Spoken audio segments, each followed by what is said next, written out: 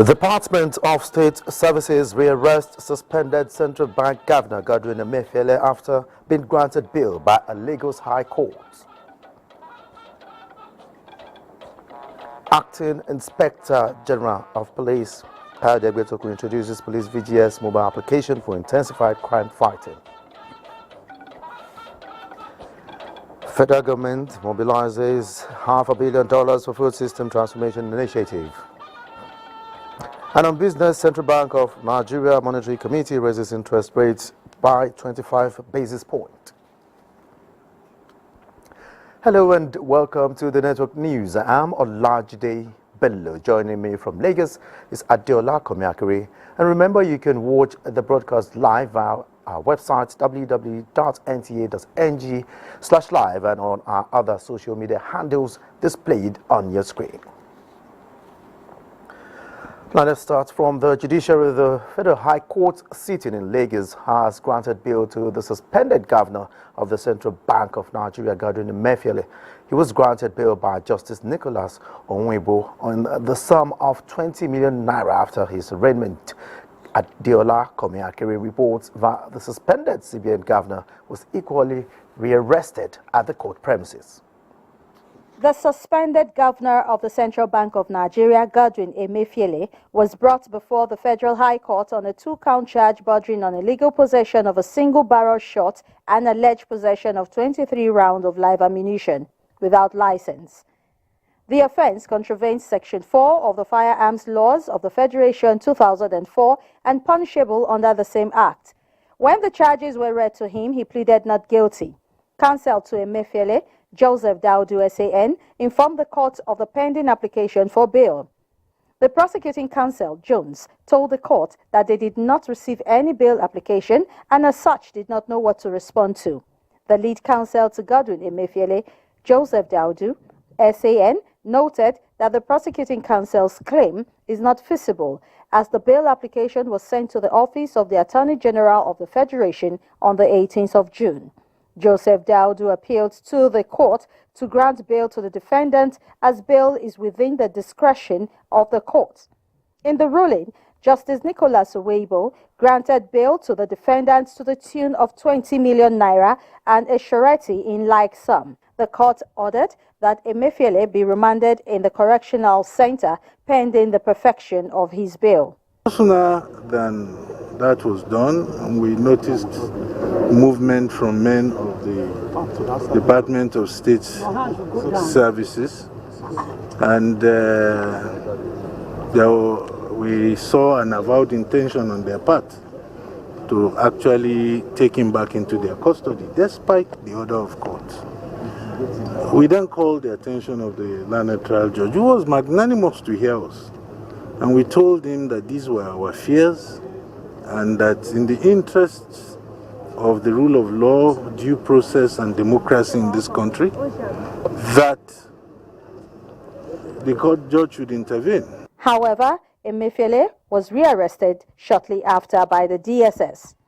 The matter has been adjourned to the 14th of November 2023 for the commencement of trial. Adeola Komiakere, NTA News.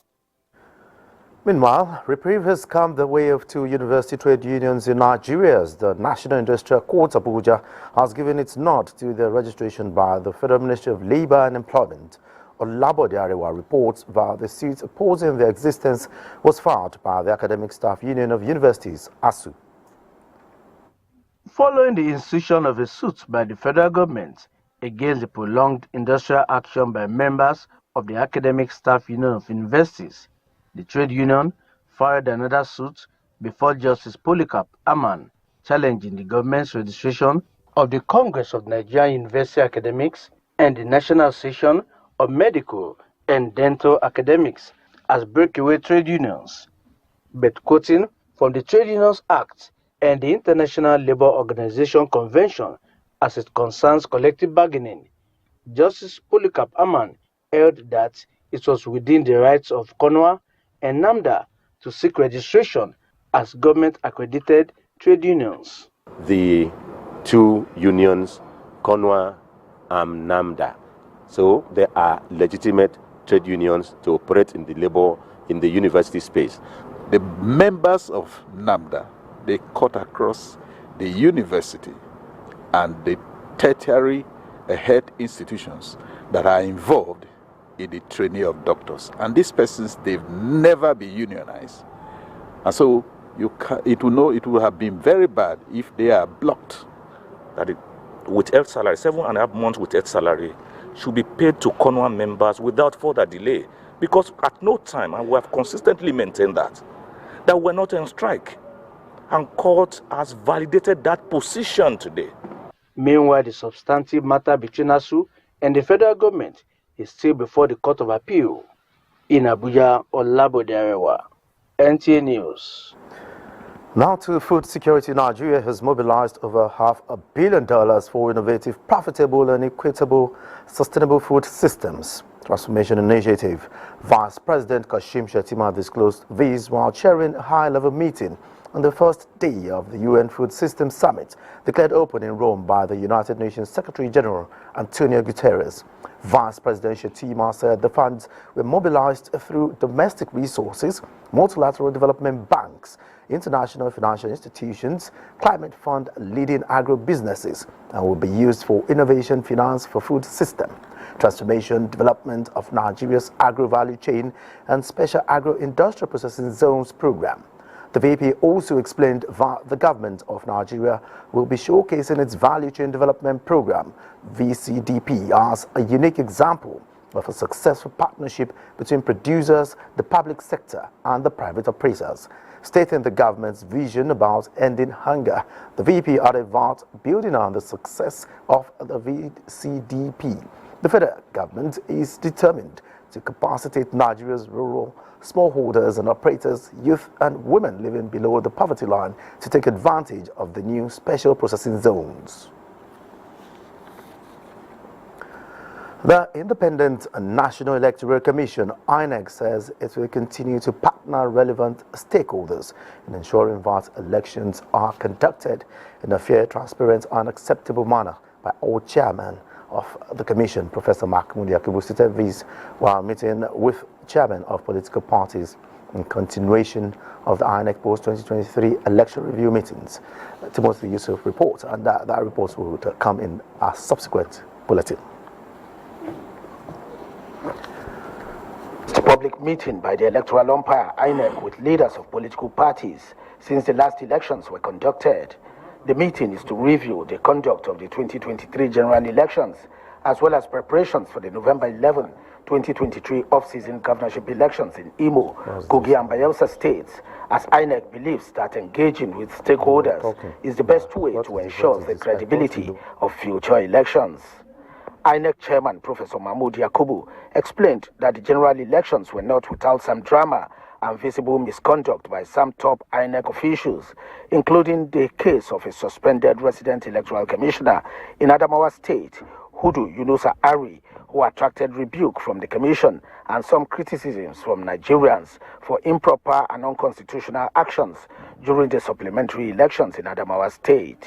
I would like to welcome the chairman of the Youth Party, the YP. He is attending this meeting for the first time following the registration of the party by order of the Supreme Court.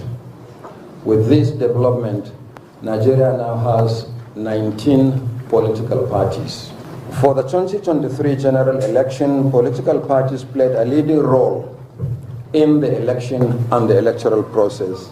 With the INEC 2023 election review report, stakeholders will now be presented unique opportunity to work together with a view to improve the electoral process for future elections, beginning with the 3 off-season elections in November in Kogi, Bayelsa, and Imo State.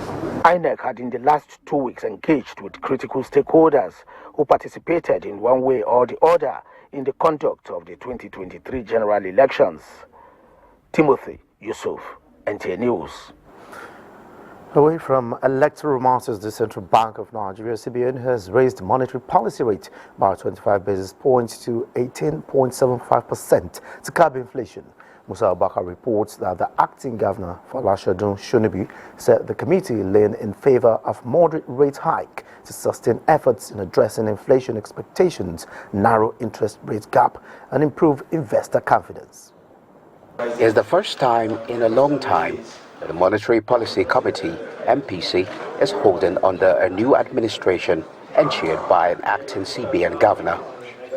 The committee reviewed developments impeding the smooth recovery of the global economy, as well as domestic development, observing that war in Ukraine, slow recovery of the Chinese economy are key downside risks to output growth. In the domestic economy, the continued insecurity, particularly in farming communities, high prices of PMS and other energy products, as well as pressure in the foreign exchange market, remain factors causing uncertainties. The continued uptick in inflation month on month, driven by an increase in both the food and core components of the CPI, in the view of members, remained a key challenge. The members also expressed concerns that the recent policy decisions around subsidy removal, exchange rate liberalization, and distribution of palliatives would have pass-through effects to inflation. The committee enjoined the federal government to continue to explore policies to improve investor confidence in the Nigerian economy and pave way for foreign and domestic investments. The committee urged the monetary and fiscal authorities to sustain its collaboration towards addressing the inflationary pressure and incentivize domestic investments to reduce unemployment and boost output growth. All members voted to raise the MPR by 25 basis points from 18.50% to 18.75%, adjust the asymmetric corridor to plus 100 minus 300 basis points around the MPR, retain the cash reserve ratio at 32.5%. In Abuja, I am Musa Abubakar, NTA News. And to discuss more on the CBN policy, I have with me Professor Uche Owaleke, Professor of Finance and Market, and also Head of Securities and Investment Management Department, Nasarawa State University. Professor Owaleke, you're welcome to the studio. Thanks so much, Olajide. Okay, what do you make of the decision by the MPC to increase the monetary policy rate by 25 basis points? Well, for me, I would have preferred a situation in which the MPR is left unchanged. Of course, the decision was either to hold or to increase. But at the end of the day, they decided to increase by a majority vote. But I'm happy that there were also members in that MPC, 5 members that voted to hold the rate. So these 5 recognize, in my view, that there's a limit to which you can do with, to which you can use the MPR to, tame inflation, largely because the major factors driving inflation in the country, are, non-monetary. Yes, of course, the central bank should ordinarily be concerned about rising inflation. The central bank is concerned about the need to narrow the negative, real rate of return, where you have inflation rate, higher than interest rates. Of course, they need to also stimulate, capital inflows with higher interest rates. And there's also the issue of the pressure, in the forex markets. Yes, these are, very valid considerations, but there is also the output, side to consider. When you continue to raise rates, you end up hurting output, you end up increasing cost of funds, you end up reducing access to credit. So that also has its own negative impact. So I'm happy that the hike, in my view, is not significant, it's quite tepid. And for me, that's a signal, a pointer to the fact that we may be witnessing the end of the era of monetary policy tightening. Last meeting in May, you recall, it was increased by 50 basis points. today 25 basis points. So I want to expect by the next scheduled meeting, I think that's in September, we'll be witnessing a complete pause in rate hikes. Okay, let me just cut in shortly here. This means that cost of borrowing will still be high. What then happens to the president's quest to reduce interest rates and promote economic activities? Yes, there's no doubt about that. MPR at 18.75%, is on the high side. Just as I argued earlier on, cost of capital for many firms, will continue to go up.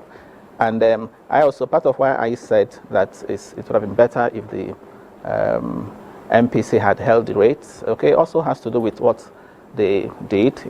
They also narrowed the asymmetric corridor from +1 -7 to +1 -3. Now, what that means is that they are also saying, encouraging banks to also bring in their excess funds, to them so that they can remunerate them. Okay, the +1 is the standing lending facility, which effectively means that the lending is done at 19.75% to the banks, and -3 means that if the banks deposit funds with them, they get as much as 15.75%, which is the MPR minus the 3%. Before now, the corridor was wider, and of course, the central bank made some money out of it. But by narrowing that, that encouraging banks to now bring in more funds to them, which is also a way of sucking that liquidity, from the system, which is also why I said that in terms of the MPR should have been left at 18.5%, with a view to further reducing it, because the higher the MPR is the anchor, mind you, you expect that cost of funds, will go up. Don't be surprised that banks will reprice their loans, and this hike in MPR also has a potential to reduce or impact negatively the asset quality of banks, increase non-performing loans and the rest of them. So I think going forward, the central bank through the MPC should begin to pursue an accommodative monetary policy, the one that seeks to also support output growth. All right, Prof. Very quickly and very brief. The cash reserve ratio for other banks still remained at 32.5%, unlike what we see with merchant banks. Why is that? Yes, recently the central bank dropped that of the merchant banks to 10%, and many of us, welcomed it, because it will now put merchant banks in a stronger position to lend, particularly to the real sector. Remember, merchant banks are wholesale banks. Some of us have also argued that the same should also be extended to commercial banks. Not necessarily dropping it to as low as 10%, but 32.5% in my view is quite high, relative to what you find in other, even in sub-Saharan Africa. If you look across, in Ghana, for example, the cash reserve requirement is as low as 14%. It recently went from 12% to 14%, and in Nigeria we are carrying 32.5%. So I think that the central bank can also look into that, the possibility of further reducing the cash CRR for commercial banks to say 27.5%, the level it was before it was jacked up at 2.5%. I understand why CRR is important. In a sentence now, just in a sentence, with this move, do you see inflation likely, declaring any time? Moderation in inflation rate, particularly a significant moderation, can only come when you stimulate production. If you look at the major drivers of inflation in Nigeria, it is the food. According to the MBS, the food component accounted for over 50%. Okay, so if the pressure is coming on on the side of food, to deal with inflation, we should deal with production. So we need to stimulate production to be able to deal with inflation. That is why the cooperation between the fiscal and monetary authorities is quite, is very critical. Which of course, even in the communique, that was mentioned. So it is not by using traditional policy, tools to say you want to fight inflation, because of, again, the factors that are driving inflation, whether it's insecurity, whether it's food shortage, whether it's energy cuts, these are factors outside the control of the central bank. So the fiscal authorities must come in to have a good handshake with the monetary authorities to be able to fight inflation. So for me, the solution is productivity. If you stimulate output today, inflation will will come down. Thank you very much, Professor Uche Owaleke, the Professor of Finance and Capital Market, and also the Head of Securities and Investment Management Department, Nasarawa State University, for your input. My pleasure. Thank you. Okay, moving on. You're watching the Network News. We pause for some messages now. Business news when we return. Stay with us. Good to know you're still here, and welcome to business. Nigerians in diaspora say an increase in patronage of made in Nigerian products and services will automatically increase the volume of exports and diaspora remittances as Nigerian products continue to meet global standards. This is as Nigerians in diaspora marvel at the quality of Nigerian products and services being displayed at the ongoing National Diaspora Day celebration in Abuja. Just wondering why they're not on Amazon. That's the question now I should be asking. I'm wondering why I'm not seeing these things in the stores across the United States. Because these products meet international quality and standards, way better than what we're seeing from Cameroon, way better than what we're seeing from Ghana. Why are we not seeing these things across international markets? I should be able to sit in the comfort of my home and purchase these things through Amazon and have it delivered to my house. I think we are good people, we are beautiful people with good culture, with lovely products that should be showcased to the world.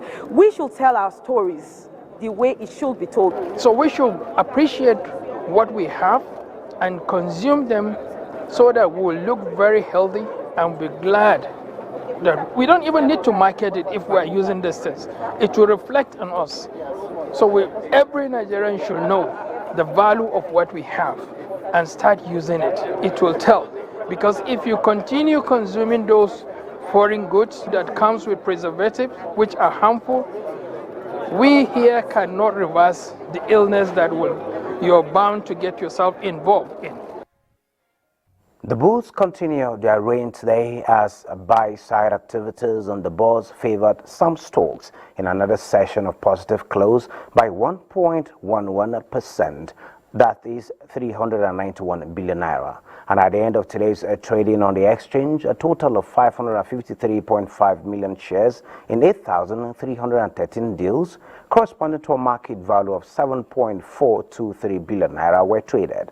Compared with the previous trading day, which was Monday, today's data shows 33% decline in volume, 43% decline in turnover, and 15% decline in deals. The current market capitalization is 35.9 trillion naira. Japan Gold Ventures recorded the highest volume of 72.5 million traded shares, followed by Guarantee Trust Holding 45.1 million and United Bank for Africa 43.2 million shares. Well, that is business news. Network News continues with Olajide. Olajide, it's nice doing business with you. Same here, Benny. Many thanks. Governor Babagana Umar Zulum has supervised a distribution of food palliative in 3 communities of Baga, Doron, Baga and Cross Kawa in Kawa local government area. The palliative distribution followed reported cases of food shortage in the resettled communities around the Lake Chad area. Mohammed Goni reports. As part of the one-day engagement in the area, Governor Zulum distributed food and non-food items to about 20,000 male and female residents in the 3 communities of Baga, Doro and Kroskawa. Each male resident received 2 bags of grains, while the female beneficiaries each went home with noodles and a fabric. Beneficiaries described the gesture as timely and thanked Governor Zulum for the continued support to them.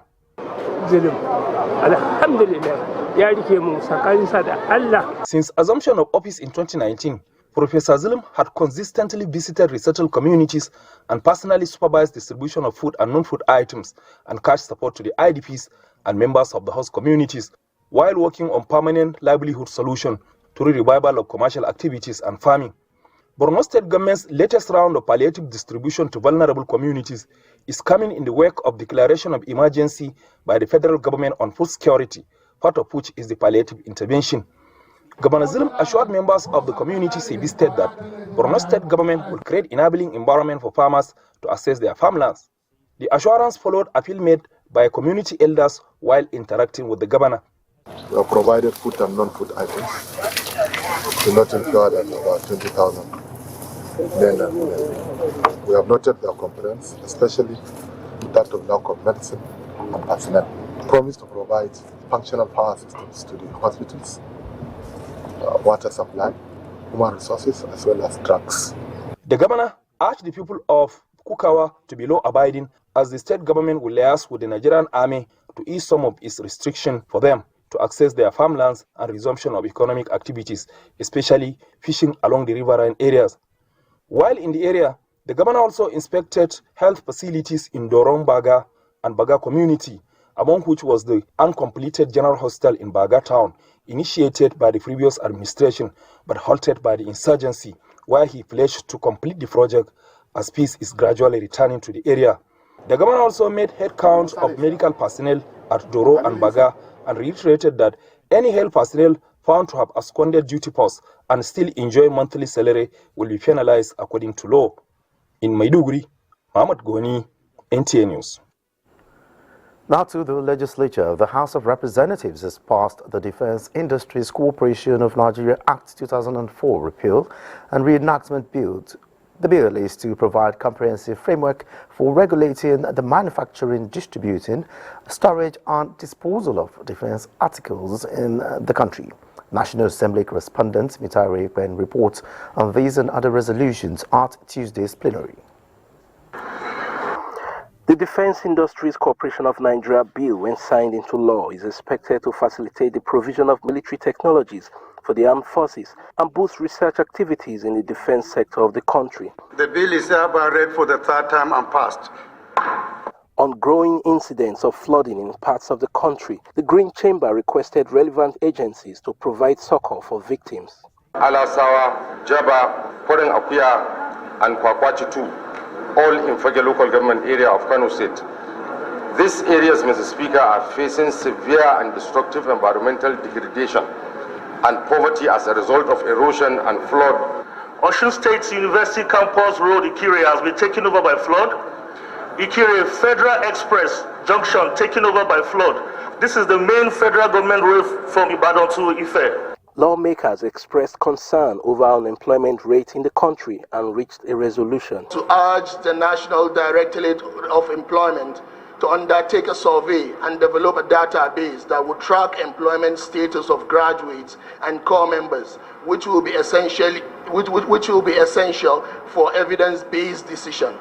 Meanwhile, the House asked the Nigerian Electricity Regulatory Commission to urgently address cases of exploitation of electricity consumers by the DISCOs. To discontinue the assertive practice of estimated or arbitrary billing, and with immediate effect put in place an effective metering plan which assures consumers of fair billing. I am equally a direct victim, and my father is equally a direct victim of attitudes of these DISCOs because they are not properly regulated. Those in support of this motion should say aye.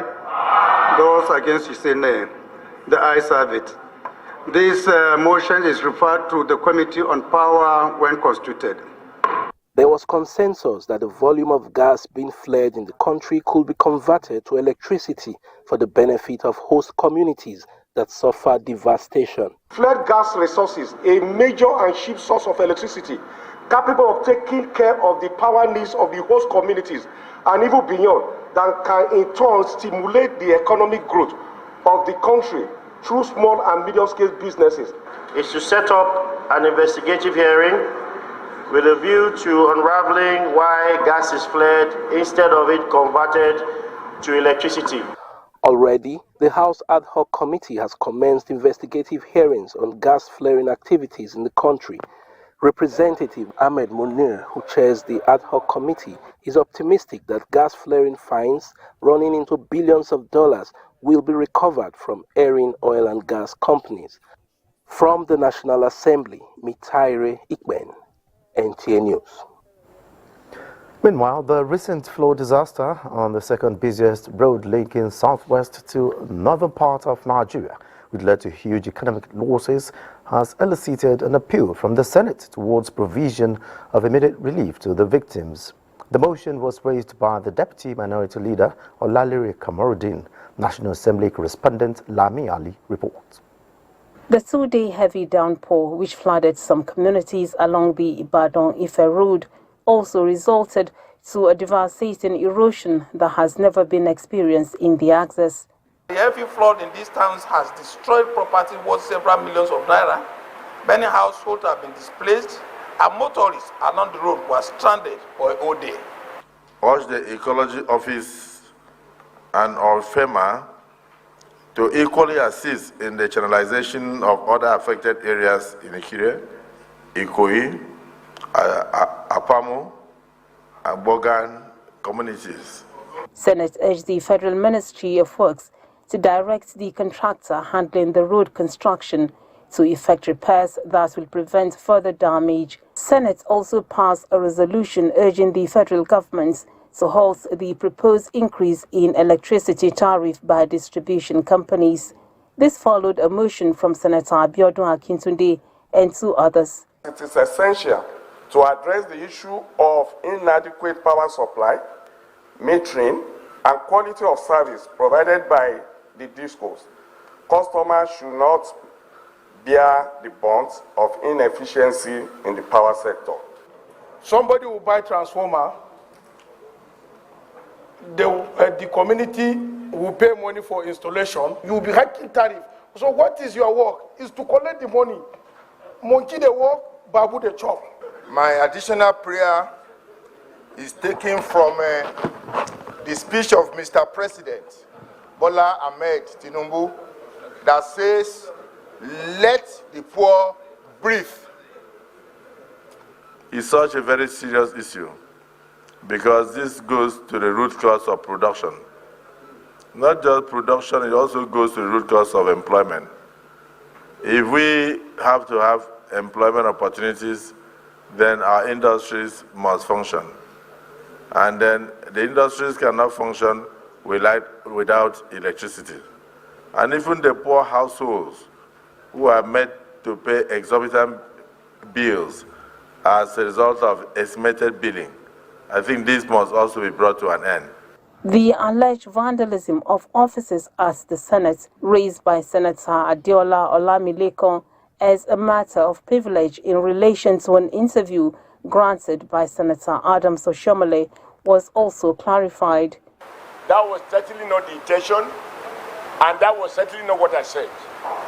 But for those who feel that that's my comment, which was meant to protect our collective image, was offensive, of course I apologize. Every center is given an opportunity to form a letter written to each and every one of us. This is a tradition. The tradition every 4 years that's always done.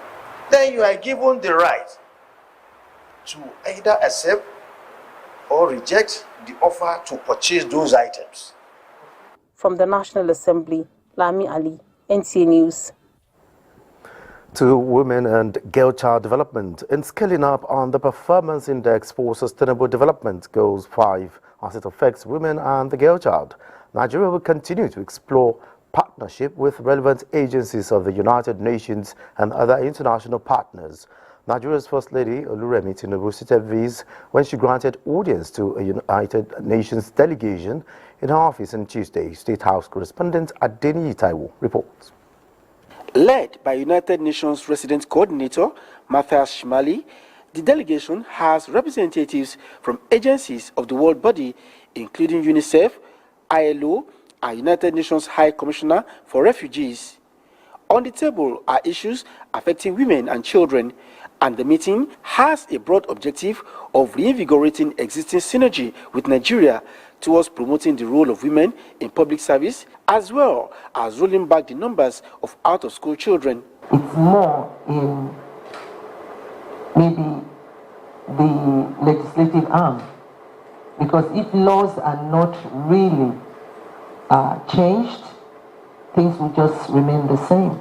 ILO, other colleagues around the table, what more we can do to support the government and Your Excellency in increasing the role of women in the economy and more generally revitalizing the economy.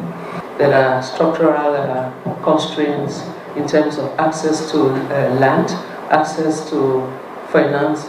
We are here to support the priorities and the leadership of the government. Appreciating the consistent efforts of the United Nations and its agencies towards the realization of sustainable development goals in Nigeria, especially in the area of data collection and technical assistance, Nigeria's First Lady says addressing the issues is at the heart of our pet project, Renewed Hope Initiative. We identified all the areas you did: education, agriculture, health, social investment, and economic empowerment. So on education, we thought about the out-of-school children, orphans, and adult literacy. So we give a one-year scholarship. We're thinking that will take care of accommodation. So for a year, for starters, we're going to give 1 million to each student. We also give them a laptop to go. So that's what we've decided. So every year we're taking 37. She, however, emphasized the need for Nigerians to not only set the right priority for themselves, but also show needed commitment towards reducing some of the challenges. The First Lady, who was decorated with United Nations SDGs badge, is also expected to perform a wreath-laying ceremony on August 27 this year to mark the 12th anniversary of the attack on the United Nations House, Abuja. The First Lady also granted audience to the management team of an ICT giant who pledged support for Women in Tech initiative by providing high school training with artificial intelligence. In the State House, Adeni Itaiwo, NTA News. And on diaspora matters, the federal government is making deliberate efforts to ensure the diaspora community is involved in deciding and implementing policy plans. Chief of Staff to the President, Femi Gbajabiamila, who represented President Bola Ahmed Tinubu, gave the assurance at the 17th Annual National Diaspora Day 2023. Ubiageli Goke completes the report. That's the sound of the celebration of the 17th Annual National Diaspora Day 2023. Nigeria is blessed with rich and diverse diaspora population, which is a powerful force for change. In recognition of the feats achieved by over 17 million Nigerians internationally in the fields of education, medicine, ICT, amongst others, the federal government set aside 25th of July every year to celebrate its diaspora. The celebration this year is the first under the Renewed Hope agenda of President Bola Ahmed Tinubu, who was represented. Whilst it is gratifying to see fellow Nigerians succeeding in faraway lands, I am also hopeful that in this administration, we will be sufficiently successful in our plans to make Nigeria a place where the best and brightest of us can succeed. I expected to mobilize the diaspora to key into some of the programs of the government and to chart improved and better ways on how to achieve positive results for national development. The visual cutting of the National Diaspora Cake by diasporans in Saudi Arabia and those present, the exhibition by the diasporas, all symbolize a new phase of Nigerians in diaspora development, as the achievement of Nigerians in their host communities is celebrated. And that's what we should be aiming for as a country, putting a system that works irrespective of any particular leader. Nigeria celebrates the National Diaspora Day, but this year is focusing on recognizing the numerous contribution of Nigerians in the diaspora towards national development. It is also the first National Diaspora celebration featuring Merit Awards. From the State House in Abuja, I am Obiageli Igwoke. Many thanks, Obiageli. Now let's join Adiola in Lagos for happenings in the Center of Excellence. Adiola, take it up from here. Very much, Olajide. As part of a holistic approach aimed at deepening trade facilitation between Nigeria and Benin Republic, The two nations' customs are prospecting the harmonization of import prohibition list while removing hiccups to transactions. The Acting Controller General of Customs, Bashir Adewale Adeniyi, while interacting with Benin Authority in charge of economy and finance, was optimistic that issues surrounding the exorbitant administrative charges on Nigerian-bound transit cargoes will soon be resolved. Michael Olaleye reports. A hand of friendship stretched across the border in the renewed hope of implementing the guidelines specifying improved trade relations between Nigeria and Benin Republic, as indicated in the Policy Advisory Council document. After the salutation and exchange of pleasantries, then the re-business, which took the Acting Controller General of Customs to various parastatals in charge of cargo monitoring and port administration. An engagement offering greater insight for Nigeria, but the big issues, as unmasked by the joint consultative meeting with traders from both countries, revolve around removing human obstacles and financial constraints. We will be highly interested on how the discussions on transit levy go, so that we'll be talking of shared prosperity between our operators, our businessmen, and of course, Republic of Benin, through which these goods are transiting. Still a little miles to implementation, but the Director General of Benin Customs is hopeful this re-energized relationship will translate into an exchange agreement in which Nigeria customs officials will be posted to posts in Benin. Although the long-term goal is to establish a joint commission for monitoring trade, but in the meantime, both countries resolved to reconvene in September for the purpose of advancing discussions. Working together, we will be able to take on some of these issues as they come. The issue of checkpoints, for instance, we've taken a significant step in the reductions of these checkpoints even before my visit. Earlier, the Acting Controller General of Customs was at the Nigeria Embassy in Benin, where the Ambassador Oluka Dialuko noted that the country can extract some commitments from the engagements that will result to a win-win situation. In Lagos, Michael Olaleye, NTA News.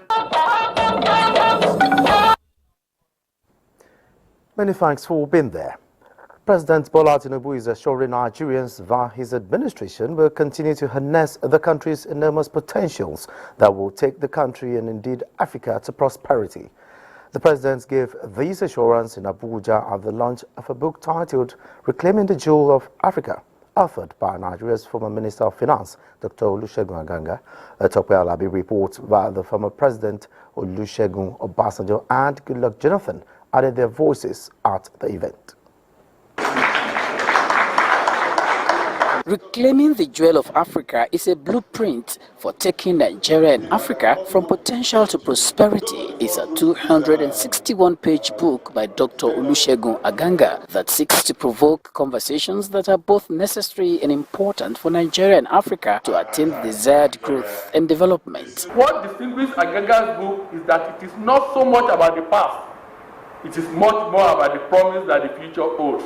President Bola Tinubu at the unveiling of the book, represented by Special Advisor on Monetary Policies, Olawale Edun, said the book is coming at a time Nigeria has begun to implement far-reaching reforms that will restore hope and national values. Together with unwavering determination and collaborative efforts, we shall foster an economic landscape that empowers our people, fuels innovation, and paves the way for sustainable growth. Former Presidents Olusegun Obasanjo and Goodluck Jonathan emphasized that the perspectives and experiences Aganga brought to bear in preferring solutions to the myriad of challenges facing the country is apt. Olusegun has tried to identify, itemize, and recommend in this book is the way forward.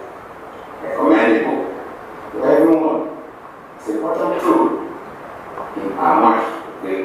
In another 30 years, the UN says we'll be the #3 nation in the world by population size. And We have to have a roadmap to that. Several people have written books about their journeys, but this book is unique because it's not just written with experience and knowledge, it is written with love for a country. Dr. Olusegun Aganga's Reclaiming the Jewel of Africa is a sobering reminder of who Nigerians are as a people, where the country is coming from, some of the mistakes made and their challenges, as well as the lessons to imbibe going forward. The younger generation gives me hope and inspiration that when, not if, the matters in this book are fully addressed, there will be no stopping Nigeria and Africa. The opinion is, with Nigeria's endless possibilities, offering practical guides like these can reposition the country in Africa. In Abuja, Tokpe Alabi, NTA News. Secretary to the Government of the Federation, George Akume, has assured the National Council of Traditional Rulers that the Tinubu-led administration will consider its plea to be mainstreamed into the nation's constitution. The SGF gave the assurance while he received a delegation of the council. Kenneth Nanim reports. Traditional institutions across the country have been playing critical roles in their pre- and post-independence governments with wisdom and devotion to the country. The high-powered delegation of the Traditional Rulers Council urged the SGF to intervene by ensuring that their status and authorities are considered within the ambit of the law in the ongoing amendment of the 1999 Constitution. The House of Reps actually approved our inclusion in the Constitution, but we didn't make the mark or the required votes in the Senate. So we are still hanging. And any role we are playing, we will be playing with that confidence, that security, that backed by law. And that's the way essence, so that we are not being challenged that why are you doing this with our recognition by the Constitution.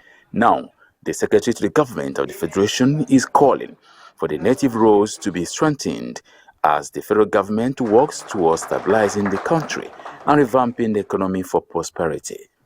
You have a listening president, and he will process your appeal and also take a decision which will be in the best interest of our country. The council has also paid similar visit to the National Assembly, where advocacy on the need for inclusive constitution was raised. Kenneth Nanim, NTA News. And that concludes the network news. Many thanks for being a part of it. I am Olajide Bello.